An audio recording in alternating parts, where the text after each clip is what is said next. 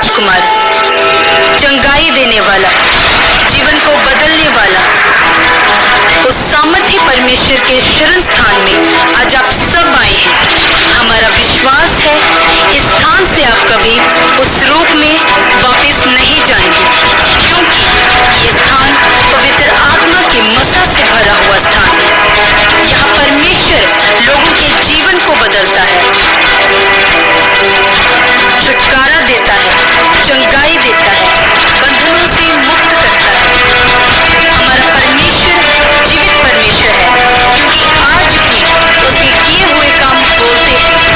शिफा देने वाला ऐसा परमेश्वर है जिसने 12 साल से लहू बहने वाली स्त्री को चंगा किया, अंधों को आंखें दी, मुर्दों को जीवित किया, लाल समुद्र को 2 भाग किया।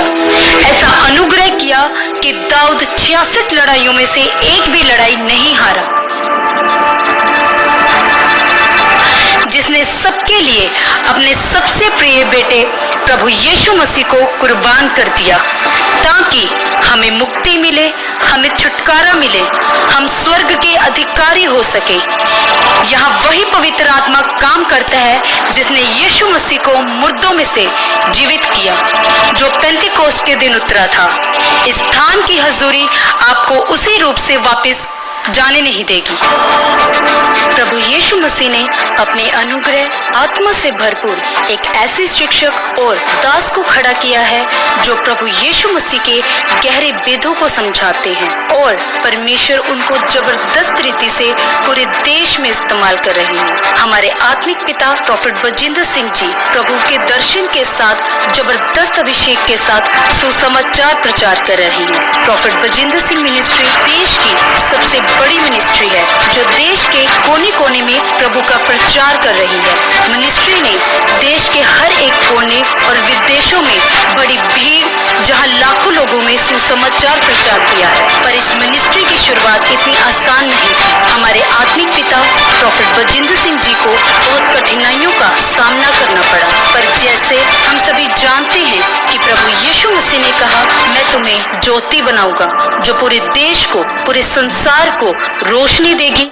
आइए जानते हैं इस मिनिस्ट्री की शुरुआत कैसे हुई। प्रोफेट बजिंदर सिंह जी का जन्म 10 सितंबर 1982 को हरियाणा के यमुनानगर के एक जाट परिवार में हुआ। उनका प्रभाविक जीवन पारंपरिक आकांक्षाओं से प्रभावित था, जिसमें मैकेनिकल इंजीनियर की पढ़ाई भी शामिल थी, लेकिन किस्मत को कुछ और ही योजनाएं बना रखी थी। 20 साल की उम्र में वह एक हत्या के मामले में कानूनी जटिलताओं में फंस गए और जेल की सजा भुगतनी पड़ी। ये उलट पुलट भरा समय उनके जीवन में एक महत्वपूर्ण मोड़ बन गया। अपनी जेल की सजा के दौरान प्रोफेट बजिंदर सिंह जी के पास प्रभु यीशु मसीह का सुसमाचार पहुंचा, जिसने उन्हें आध्यात्मिक संतावना प्रदान की। ये मुलाकात एक परिवर्तनकारी यात्रा की शुरुआत बनी, जो 2008 में उनके मसीह जीवन को अपनाने की ओर ले गई। मसीह जीवन को अपनाना सिर्फ एक व्यक्तिगत निर्णय नहीं था, ये विश्वास और आध्यात्मिक नेतृत्व के प्रति एक नए अध्याय की शुरुआत को दर्शाता है। प्रोफेट बजिंदर सिंह जी का मसीह जीवन परिवर्तन एक गहरे आध्यात्मिक अनुभव से भरा था। उन्होंने शुरुआती संघर्षों के बावजूद अपने नए विश्वास को अपनाया और मसीह समुदाय में अपनी जगह बनाई।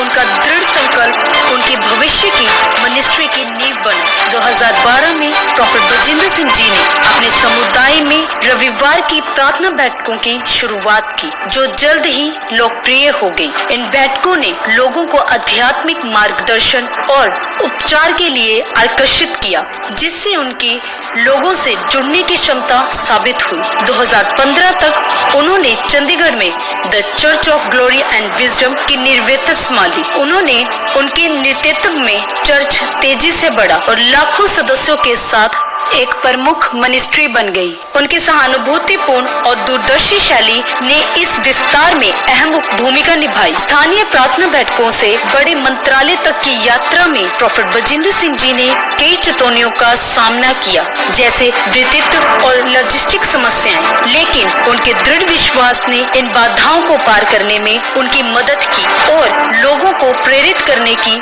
उनकी क्षमता मिनिस्ट्री की सफलता का आधार बनी। प्रभु यीशु मसीह प्रोफेट बजिंदर सिंह जी को इस रीति से इस्तेमाल कर रहे हैं कि कुछ ही समय में ये मिनिस्ट्री विश्व की सबसे सबसे बड़ी मिनिस्ट्री बन गई। रिकॉर्ड तोड़ लाखों की भीड़ वाले क्रूसेड देश में भी और विदेश में भी बड़े बड़े सेलिब्रिटीज तक प्रभु के दास के वचनों को सुनकर इस मिनिस्ट्री के साथ जुड़ते जा रहे हैं और ये सिलसिला आगे बढ़ता जा रहा है। इस मिनिस्ट्री का एक ही उद्देश्य है, प्रभु यीशु मसीह का सुसमाचार प्रचार हो, चाहे वो घर जाकर हो, चाहे